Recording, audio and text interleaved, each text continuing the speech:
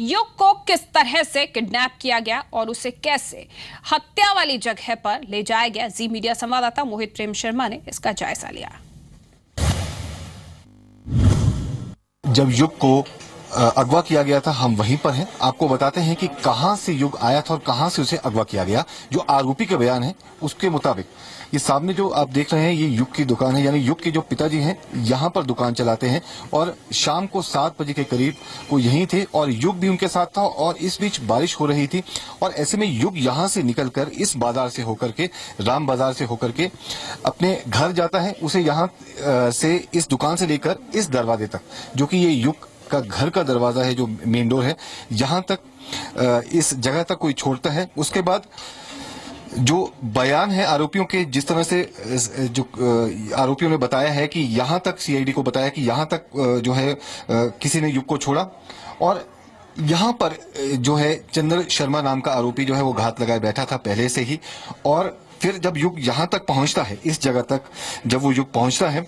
तो उसे वो चॉकलेट का लालच देकर अपने पास बुलाता है। युग उसके पास जाता है और यहां से युग को जो है चंद्र शर्मा नाम का जो आरोपी है इन सीढ़ियों के साथ ऊपर ले जाता है। और जब यहां से वो ऊपर जाते हैं तो सामने जो दूसरा आरोपी है तेजपाल सिंह, वो उसका जो गोदाउन है वो सामने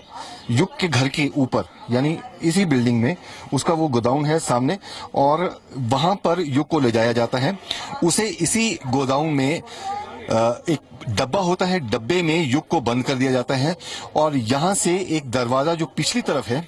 वहां से युग को अपने साथ जो है वो दोनों आरोपी इसी रास्ते के जरिए, इन तंग तरार गलियों में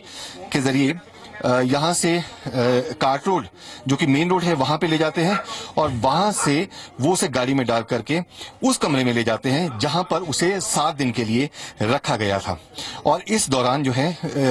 जब उसे वहां पर रखा गया तो ये भी आरोपियों ने कबूला है कि उसे शराब पिलाई गई और उसे बेहोशी की हालत में जो है बाद में एक टैंक में डाल दिया गया जहां पानी था, जिसके बाद जो है युग की मौत हो गई।